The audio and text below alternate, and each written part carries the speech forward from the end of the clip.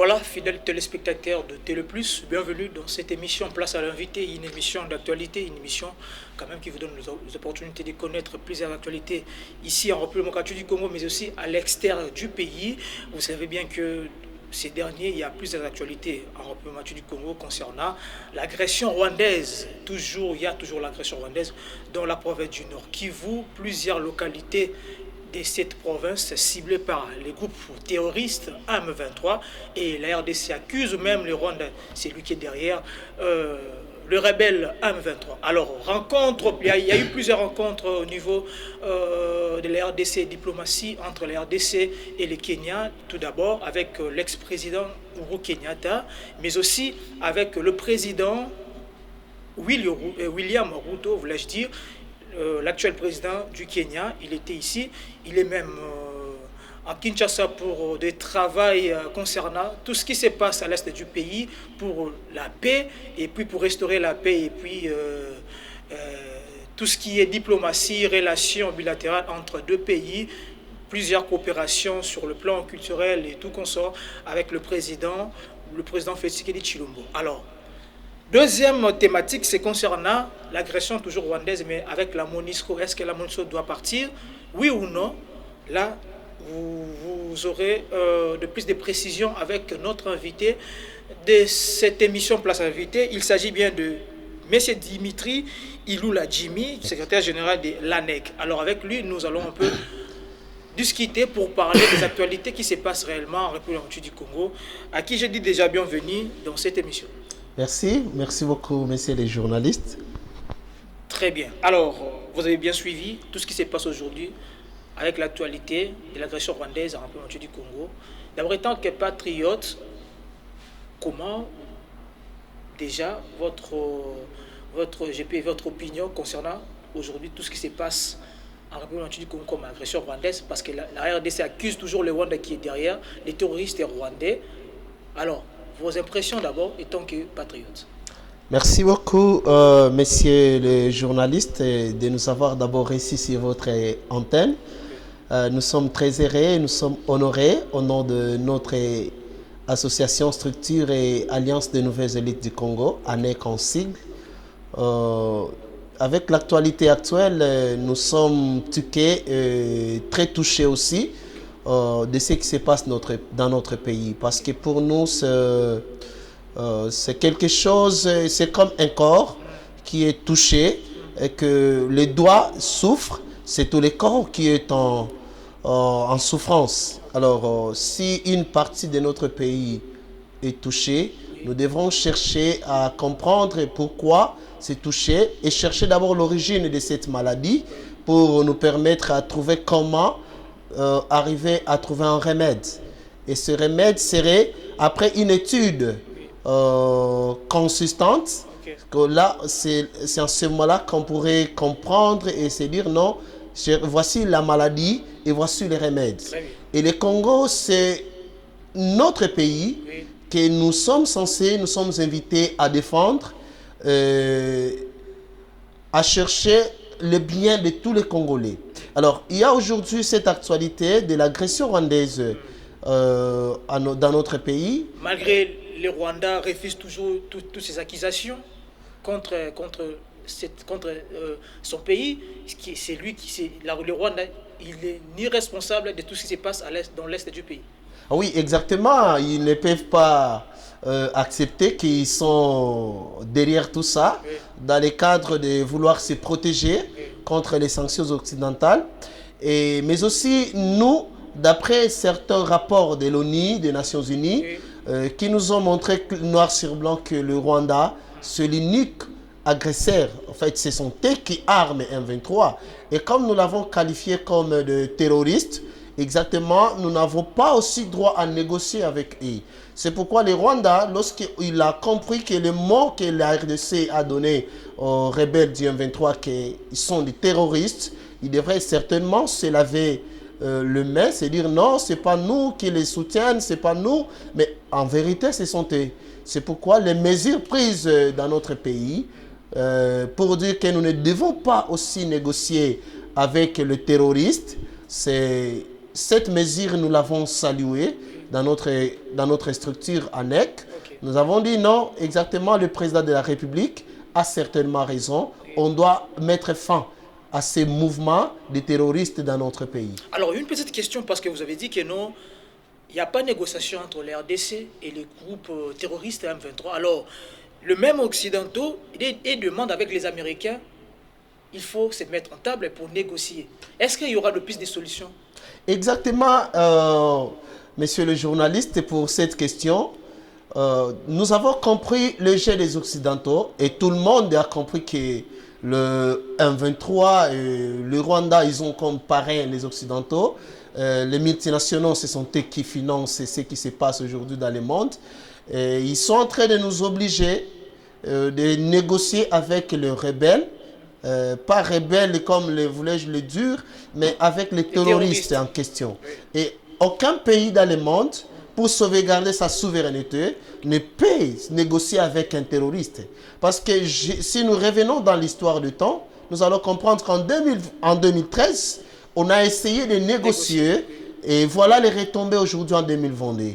Parce qu'on les a fait quitter par des négociations. Ils se sont dit non, peut-être si nous rentrons encore, ils vont encore chercher à négocier parce qu'ils seront dans une position de faiblesse. C'est pourquoi nous sommes en train de saluer la décision prise par nos autorités pour dire non, on doit mettre terme dans tout ça. Et moi, j'encourage de ne plus aller à cette table de négociation qui devrait normalement avoir eu le 21 de ce mois de novembre. Ça n'a pas eu lieu. C'est parce qu'on s'est dit, on en a assez. On en a assez. On a compris les jeux des Occidentaux. On a compris ce qui se passe. Alors, qu'est-ce qu'il faut faire? Parce qu'aujourd'hui, il y a plusieurs, je peux dire, relations diplomatiques entre les RDC et plusieurs pays de l'EAC, notamment le Kenya. On a vu le groupe militaire régional de l'EAC comme l'armée Kenya en République du Congo. Alors, qu'est-ce qu'il faut faire? Parce que les RDC refusent toujours des négociations avec le Rwanda. Oui, avec les terroristes M23. Avec les terroristes du M23, soutenus par leurs parrains ou leurs parents. Selon la RDC, mais selon aussi les rapports des Nations Unies. Les Nations Unies avaient dit que c'est le Rwanda qui encourage, qui soutient les M23. Il y a des rapports des Nations Unies, il y a aussi la MONUSCO, l'ONU, qui a longtemps caché cela, mais il est arrivé maintenant le temps de révéler au grand peuple, au grand public, que exactement c'est le Rwanda qui est l'unique agresseur. Alors, il y a déjà des pourparlers avec certains de nos voisins de pays de l'Est pour se dire non, on doit mettre terme à cette rébellion, à ce terrorisme qui agace nos frères. Aujourd'hui, la vie est devenue difficile dans le Nord Kivu à cause de ces messieurs-là. Et donc, ils n'ont pas droit à rester, à exister encore. Parce que si on négocie, encore, il y aura dans un certain temps cette même répétition de faits qui pourront encore revendiquer quelque chose qu'on ne connaît même pas. Qu'est-ce qu'ils revendiquent? Alors, une question de curiosité. Réfléchissons d'abord, Dimitri Lula, vous êtes secrétaire général de l'ANEC. Alors, il y a ce problème aujourd'hui. Est-ce que ce n'est pas des conflits communautaires d'abord? Est-ce que ce n'est pas d'abord entre nous, Congolais, tout ce qui se passe aujourd'hui dans l'ouest du pays? Ou bien c'est directement l'ennemi qui est indexé comme le Rwanda qui nous attaque? Ou bien il y a encore des infiltrations au sein, je peux dire, de l'armée ou bien de tout ce qui est derrière cette agression? Oh, en fait, ce que moi je peux dire pour cette question, elle est pertinente, mais elle est riche. Oui. Parce que avec le conflit tribal que nous avons à l'Est, de part et d'autre dans le monde, il y en a toujours. Okay. Il y en a toujours et que ça ne peut pas aussi manquer chez nous. Okay. Ça ne peut pas manquer. Il y a toujours un adage qui dit les arbres qui sont plantés en parallèle se frottent toujours. Et comme on est humain, mais on est en interne. On est en interne, c'est chez nous. Si on n'était pas poursuivi ni agressé, parce que nous savons déjà qu'est-ce que nos amis rwandais cherchent aujourd'hui dans notre pays. Mais je me souviens avec la parole du président de l'Assemblée nationale, M. Mbosso, il avait dit que non, il y a de mainmise des députés nationaux au niveau de tout ce qui se passe aujourd'hui dans l'Est du pays. Il y a même des listes, il y a une liste pour tous ces députés. Oui, exactement. S'il y a une liste pour tous ces Mais députés, jusqu'à présent, nous attendons que la publication. nous attendons la publication de cette liste et Il faut livrer tous ces députés. et que tout ce monde-là soit livré parce que nos semblables et nos confrères sont en train d'être tués inutilement comme ça. La vie est devenue compliquée, difficile, dans un endroit où on pensait en RDC que c'est là où coulent le lait et les miel. Maintenant, aujourd'hui, tout devient compliqué à cause d'un groupuscule de gens qui veulent juste s'accaparer de quelque chose pour leur propre intérêt. C'est-à-dire, s'il y a une liste qu'on les publie, mais nous savons une chose, que nous sommes agressés, nous sommes dans la guerre, comme l'a prononcé le président de la République. Nous sommes dans la guerre et que nous devons prendre maintenant conscience de gagner cette guerre. Et c'est cette allure-là que nous sommes en train de progresser. Parce que j'ai salué les propos du président de la République qui a dit que non, désormais, les Congolais doivent maintenant comprendre que nous sommes dans un état de guerre et que nous devons être vigilants, nous devons dénoncer pour ne pas être infiltrés encore par l'ennemi. Alors, avec l'adhésion massive des jeunes aujourd'hui au sein de l'armée congolaise, comment vous avez trouvé d'abord l'idée de cette adhésion des jeunes dans l'armée congolaise? Oui, en fait, nous avons salué cette idée parce qu'il y a longtemps qu'on a lancé cet appel d'offres de dire non, écoutez, les jeunes venaient défendre l'intégrité territoriale. Est-ce que ça va diminuer aujourd'hui les infiltrations au sein de l'armée congolaise? Moi, je pense que si on arrive à former notre propre armée, on aura une armée la plus meilleure de l'Afrique et pourquoi pas du monde. Et si nous leur dotons seulement de nécessaires, il faut faire quoi? C'est ça le vrai problème aujourd'hui avec l'armée congolaise. Est-ce que l'armée est bien équipée? Est-ce qu'il faut payer les gens? Moi, je pense qu'il faut d'abord inculquer la notion de la citoyenneté dans notre pays, en plus particulièrement l'armée congolaise. Que les gens comprennent que nous n'avons qu'un seul pays que nous devons défendre. Et c'est la République démocratique du Congo.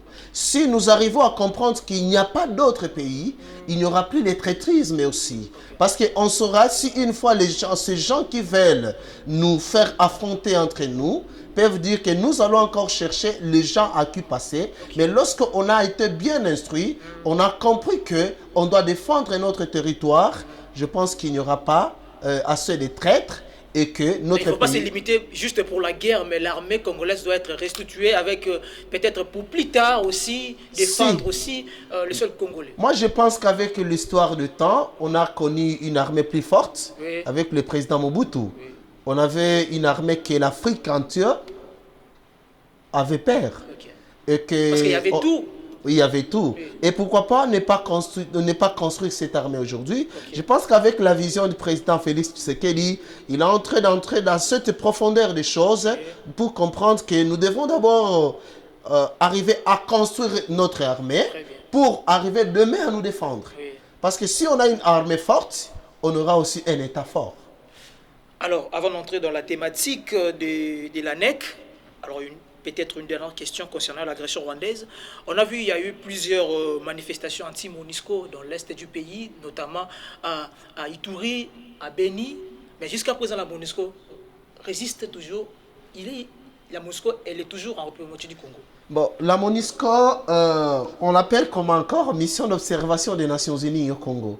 À un certain moment, ils ont changé l'appellation, ça devient l'intervention directe, n'est-ce pas? Exact. Et on a compris que leur intervention ne suffisait pas, parce qu'à l'époque du président honoraire, Joseph Kabila, il y avait au moins plus de 22 000 casques blés en RDC. Et tous étaient presque à 90% basés à l'est de la République démocratique du Congo. Parmi les zones menacées du pays. Parmi les zones menacées du pays. Mais j'avais suivi, je répète les mots que l'ancien président de la République avait parlé.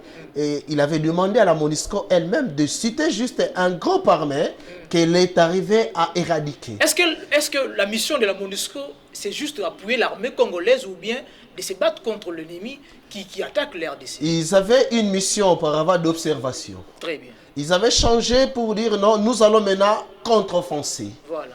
Et avec l'appui de l'armée congolaise. Avec l'appui de l'armée congolaise. Donc ils ne peuvent pas combattre seuls. Voilà. Alors, on a compris, malgré cela, les rôles n'étaient pas bien respectés ni moins joués. Alors, nous avons dépensé des millions de dollars à la MONUSCO parce que nous les payons. Il y a de l'argent que le gouvernement verse à les Nations Unies parce qu'ils ne sont pas en train de faire du bénévole chez nous. Alors, cet argent devrait restaurer notre population, pas seulement la population, mais notre armée. Moi, je pense qu'avec le propos, le soulèvement des gens, que la MONUSCO parte, c'est une très bonne idée. Parce qu'on ne voit pas vraiment sur le terrain. Soutenez cette démarche que la MONUSCO parte aujourd'hui. On ne voit pas leur importance. Vu que notre pays... Bientôt, il y a l'élection 2023, peut-être la MONUSCO va peut-être appuyer l'armée. Mais je vous dis que nous sommes prêts en RDC de se prendre en charge. Nous avons tout le nécessaire pour se prendre en charge. Aujourd'hui, je suis en train de constater qu'il y a des restructurations au niveau de l'armée, il y a des changements, même au niveau sur le plan politique, que le président de la République est en train de restaurer et d'instaurer un nouveau système politique en RDC, que nous arrivons dans notre structure, ANEC, à saluer, parce que c'est en bravoure. Parce qu'on a compris qu'il y a déjà un changement qui est en train d'être naître et qui permet à ce qu'il y ait une assurance sur l'avenir de notre pays. C'est pourquoi si la MONUSCO partait aujourd'hui, on sera en mesure de se prendre en charge. Est-ce qu'il n'y a pas possibilité aujourd'hui de faire une négociation, peut-être pour garder, peut-être après l'année électorale, et puis ils partent? Que la MONUSCO attende l'année électorale? Oui, peut-être pour sécuriser d'autres choses, et puis après le... Mais est-ce que je vous pose un peu la question? Est-ce que nous... poser la question. Ouais. Bon, juste est-ce que nous, Congolais, on n'est pas prêts à se sécuriser? On a organisé les élections en 2018 sans l'appui international. Mais en 2006, il y avait l'appui de la MONUSCO. Oui, mais en 2018... C'était encore Monique à l'époque. Oui, en 2018, sans l'appui international. Mais il y a eu les élections. On a été satisfait de nos candidats qui nous ont représentés. Malgré il y avait des vérités des urnes. Non, bon, ça c'est une parenthèse. Tout le monde peut dire ce qu'il veut dire, mais ce qui était essentiel, c'est que les élections aient lieu. Et on a un président de la République qui travaille aujourd'hui et qui est en train d'amener notre pays sur le plan diplomatique à des avancées significatives. Et donc, même en 2023, on peut avoir des élections sans l'appui de la MONUSCO. Alors, une dernière question concernant l'agression rwandaise aujourd'hui. La RDC est prête pour la guerre contre le terrorisme M23. Est-ce qu'aujourd'hui, vraiment, la RDC est prête? Parce que, sans oublier, en 2023, c'est l'année électorale. Ça ne va pas perturber avec les élections, avec la guerre, comment on va gérer tout ce qui va se passer en 2023. Bon, moi, je pense qu'avec l'agression rwandaise, avec l'agression de rebelles, de terroristes M23, nous sommes en train de faire des avancées sur le terrain. Notre armée se comporte bien. Et je pense que d'ici 2 à 3 jours, on peut attendre que la... 2 à 3 jours. Oui, parce que nous sommes confiants et sûrs avec notre armée. Et nous savons que d'ici 2 à 3 jours, on va entendre que nos rebelles ou bien nos agresseurs sont partis définitivement pour ne plus revenir encore. Parce qu'on ne veut pas qu'ils partent pour revenir encore revendiquer un jour. On veut qu'ils partent pour du beau. Parce que je me rappelle du propos du président de l'INC qui leur avait dit, vous vous déclarez être les Congolais. Mais si vous êtes les Congolais, pourquoi ne pas baisser les armes? Si réellement ils étaient Congolais, pourquoi tuer les semblables et vos frères? C'est-à-dire, ils sont dans une position de faiblesse et nous sommes obligés de défendre notre pays, notre temps. C'est ce que le président de la République est en train de faire aujourd'hui, que nous saluons directement dans notre structure en passant. Donc ce courage et ce bravoure, cette détermination qu'il a émise pour nous donner encore l'espoir d'avoir un Congo fort et prospère dans les jours à venir. Alors, peut-être avec la rencontre du président Kenya, William Ruto et le président Félix Tshilombo, comment vous avez trouvé? Est-ce que ça va marcher? Vous saluez quand même cette démarche d'instaurer la paix dans l'Est du pays? Si. Parce que moi, particulièrement, je suis de l'Est. Nous en avons assez. Du Nord Kivu? Du Nord Kivu, exactement. J'ai vécu ce qui se passe là-bas. Et on a compris qu'on doit mettre terme. On doit mettre un terme à tout ce qui se passe parce que la population est la victime et elle ne mérite pas ça. Elle ne mérite pas ça. Elle mérite mieux, c'est-à-dire la paix. Nous avons tout dans notre pays. plus particulièrement à la partie Est. C'est-à-dire, si on a la paix, on ne peut pas envier d'autre chose. Et je sais une chose que c'est à cause de ce que nous avons dans notre pays que nous sommes poursuivis, ni moins agressés. Mais avec le démarche du président de la République, la rencontre avec le président kenyan, son homologue, nous avons salué parce qu'il est toujours en train de chercher une voie de sortie de cette crise. Alors si ça demande de négocier, ça va aller aussi. Mais le président l'a dit ouvertement, comment on va négocier? Nous avons besoin que les 1-23, s'ils sont réellement congolais, qu'ils baissent les armes. Et c'est dire non, qu'ils demandent aussi pardon. S'ils sont réellement congolais. Et s'ils ne sont pas congolais, nous encourageons les propos du président de la République pour dire qu'on doit mettre terme dans tout ça. Il faut pour que le pays reste calme. Parce que nous sommes déjà dans la guerre. On est en train de combattre à Kibumba, on est en train de combattre à Rutshuru, on est en train de combattre à Bunagana. Tout ça, c'est une guerre qu'ils ont déclarée. La guerre, c'est en train d'État. Ben ici, c'est la guerre avec le terroriste M23. Oui, c'est ça. Tout ça, ce sont nos territoires que les terroristes du M23 sont venus s'accaparer. On ne sait même pas qu'est-ce qu'ils sont venus réclamer. Ils sont en train de tuer nos semblables. C'est-à-dire, nous sommes derrière le chef de l'État, nous sommes derrière nos forces armées pour mettre fin à cette agression rwandaise. Voilà, merci beaucoup Dimitri Lula Jimmy. Vous êtes secrétaire général de l'ANEC, une structure ici un peu mieux placée. C'est ça un peu votre fonction au sein de cette structure. Alors, nous allons entrer directement sur la structure ANEC. On va parler sur la vision, l'objectif et pourquoi pas parcours aussi de cette structure. Alors, d'abord, l'ANEC c'est quoi? L'ANEC, c'est l'ANSID, c'est Alliance de Nouvelles Élites du Congo. Voilà. L'ANEC est née en 2019 pour apporter une lumière à une jeunesse qui semble être aux oubliettes et qui ne comprend toujours pas son droit. Alors, ANEC est venu réveiller cette conscience comme objectif. Réveiller cette conscience de la jeunesse congolaise. Amener cette jeunesse à comprendre comment faire les choses. Comment on peut gérer, comment on peut arriver à protéger notre pays. On rentre toujours sur des questions que nous venons de parler. Ce sont les objectifs d'ANEC. C'est-à-dire, ANEC met l'accent sur le développement et la construction de notre pays RDC. Nous intervenons dans plusieurs domaines, mais plus particulièrement les réveils de conscience de l'homme congolais. Alors, ça ne sera pas un parti politique pour vous ou bien c'est juste une structure pour peut-être encadrer la jeunesse? C'est une structure. Et lorsque nous parlons de la jeunesse, nous ne parlons pas de la jeunesse en qualité de l'âge, parce que l'ANEC a toutes les couches. Nous parlons de la jeunesse en qualité de mentalité. Parce que l'ANEC vient démanteler les vieux hommes congolais. C'est-à-dire, ce que l'homme congolais vivait, l'ANEC vient apporter encore un changement sur sa manière de comprendre les choses, sur sa manière de protéger, de défendre notre pays. C'est pourquoi je vous ai parlé de commencer par le civisme.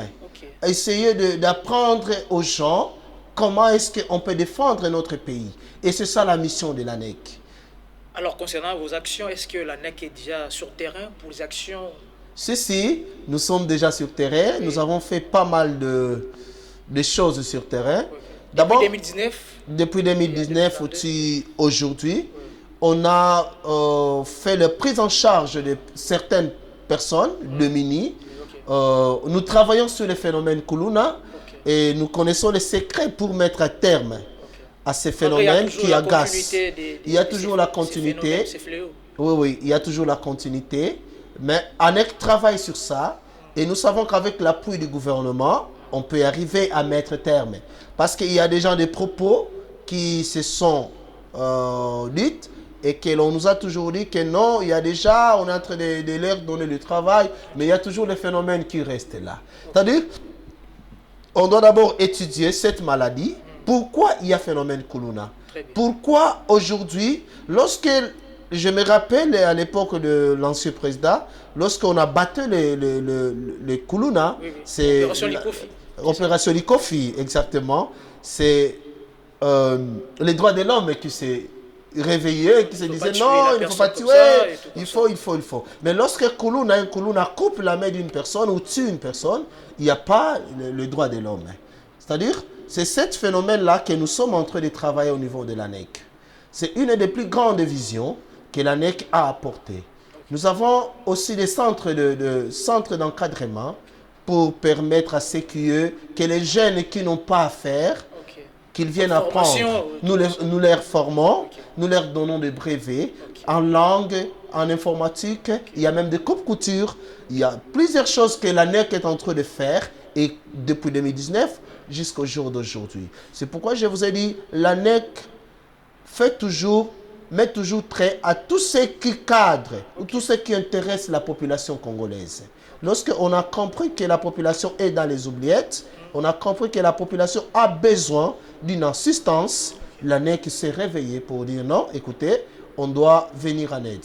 D'abord, informer la population et les former de leurs droits, de ce qu'ils doivent faire et de ce que la population apporte aussi à notre pays. Alors avant d'entrer dans la vision de l'ANEC, une petite question, peut-être une précision concernant l'ANEC. Vous êtes toujours à Kinshasa ou bien l'ANEC est partout on est déjà dans 6 provinces de l'RDC? Si, on est déjà presque dans 15 à 18 provinces, là où notre structure est en train de mieux placer déjà est en train de naître dans certaines provinces, et on est en train de naître, mais dans d'autres, on s'assoit déjà. Et les gens, ils travaillent toujours dans l'objectif d'aider la population congolaise. La jeunesse, parce qu'on a compris à un certain moment que la jeunesse congolaise qui forme la majorité de notre population, au moins plus de 75% de la population congolaise et les jeunes, mais qui n'a pas encore compris son rôle sur le terrain et pour notre pays. C'est pourquoi on a compris qu'avec l'ANEC, on peut arriver à surmonter ce défi, parce que c'est un grand défi que l'on doit travailler ensemble avec le gouvernement congolais pour permettre à ce que cette jeunesse qui semblait être aux oubliettes puisse se retrouver et comprendre maintenant que nous avons un État qui prend en charge à nous.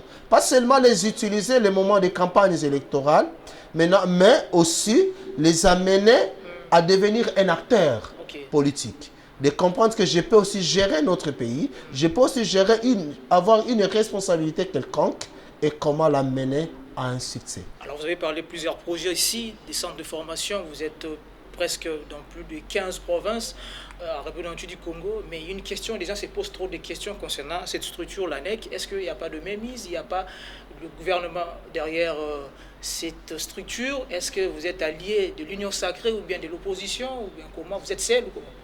Bon, en fait, c'est une très belle question. Les gens ont toujours posé cette question.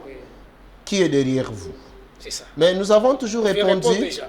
Nous avons toujours répondu avec la seule et simple réponse que c'est la population congolaise. La population congolaise, c'est une vision de la population. Et la population soutient son œuvre jusqu'à la mener à son succès. Donc il n'y a pas de politique. Il n'y a pas un homme politique. Il n'y a pas de parapluie. On n'a pas des autorités morales. C'est la population congolaise. Je vous dis, si la population congolaise elle-même comme autorité morale de l'ANEC nous dit non, nous allons placer quelqu'un, c'est elle. Mais si, comme nous travaillons comme ça, c'est la population qui nous envoie de travailler, de soutenir les bonnes œuvres sur le terrain et de saluer certaines œuvres. C'est pourquoi j'ai commencé par saluer certaines choses qui se passent dans notre pays. Mais rien n'empêche aussi que le gouvernement apporte de plus de solutions au sein de cette structure. Non, rien n'empêche. La porte est grandement ouverte. Très bien. La porte est grandement ouverte parce que c'est une vision de la population et nous savons que c'est une vision noble qui a toujours eu des réponses aussi fiables et qui nous donne une sens de responsabilité. pour voir les besoins de notre pays aujourd'hui. C'est quoi? Pour encadrer cette jeunesse, pour amener cette jeunesse à prendre sa responsabilité. Parce que j'ai compris une chose, avant-hier, il y a eu concert, non? Il y a eu concert de Fali, il y a que les jeunes qui étaient dedans. Il y a une actualité aujourd'hui. Vous avez apprécié? Il y a une actualité aujourd'hui, c'est là où je suis en train d'amener. Les jeunes qui étaient dedans, ceux qui sont morts, c'est qui? Ce sont les jeunes. C'est-à-dire, la jeunesse congolaise n'a pas encore compris son rôle. Et c'est ça la mission de l'ANEC. Il faut réclamer des conditions de vie ou bien? Parce que le concert aussi, ça fait partie de la culture. Ça fait partie de la culture, bien sûr.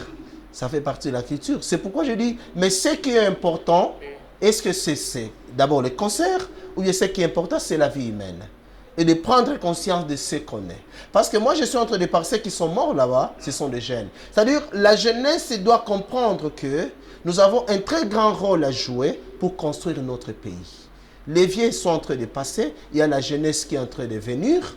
C'est-à-dire, et cette jeunesse de demain, on est en train de se poser la question, nos petits, aussi nos enfants, nous poseront quoi comme question? Qu'est-ce que vous avez fait? Alors, directement, votre vision, c'est quoi? Parce que 2019 à 2022, vous avez expliqué votre parcours, l'objectif, alors la vision, des vraies visions, je parle au pluriel, de vraies visions de cette structure, c'est quoi? La vraie vision de notre structure, Alliance des Nouvelles Élites du Congo, a comme une très grande vision, c'est le changement de mentalité du peuple congolais. Ça, c'est un. De deux. Ça a été toujours... La question se pose trop sur le changement de mentalité. Il y a plusieurs structures aujourd'hui, toujours avec le changement de mentalité, mais il n'y a rien du tout. Ah oui, ANEC qui travaille. Nous sommes en train d'inculquer un esprit de travail au peuple congolais. Un esprit de créativité au peuple congolais. Un esprit de se défendre. C'est ça la vision de l'ANEC.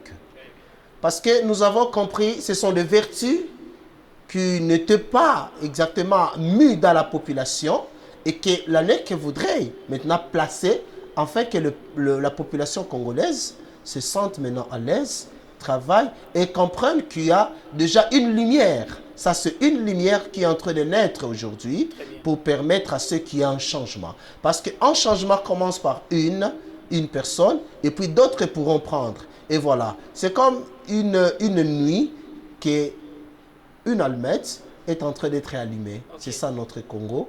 Et voici l'ANEC comme la lumière à cette jeunesse et à ce fléau qui est en train de surgir dans notre pays. Alors, merci beaucoup Dimitri Lula Jimmy. Vous êtes secrétaire général de l'ANEC, une structure qui soutient toujours la jeunesse congolaise en République du Congo. Alors, nous sommes arrivés pratiquement à la fin de cette émission, excusez-moi. Alors, on a parlé de deux thématiques, l'agression rwandaise, mais aussi de l'ANEC. Alors, regardez votre caméra. S'il y a un message à lancer à la population congolaise, particulièrement à tous ces Congolais qui sont dans l'est du pays, concernant l'agression rwandaise, parce qu'on viole, on tue chaque jour. Alors, quel est le message d'encouragement? Un message d'espoir que vous pouvez lancer à la population congolaise, particulièrement à tous qui sont à l'est du pays, mais aussi à l'ANEC, peut-être un message pour la jeunesse. Merci beaucoup. Je suis très heureux d'avoir répondu à cette question. Merci. Parce que c'est une question très capitale, surtout à nos confrères qui sont à l'Est, qui ne se sentent pas marginalisés, ni moins abandonnés, parce que le peuple congolais est toujours derrière eux. Nous les soutenons et nous allons faire de nos miens pour qu'ils se sentent aussi dans la paix. La paix qui a commencé, que cette paix-là revienne. À nos forces armées, nous les encourageons toujours. De ces bravoures qui sont en train de manifester, ils se démarquent positivement sur le terrain, dans le sens de défendre le territoire de notre pays. Et au chef de l'État, nous encourageons ces initiatives qu'il est en train de mettre pour chercher la paix.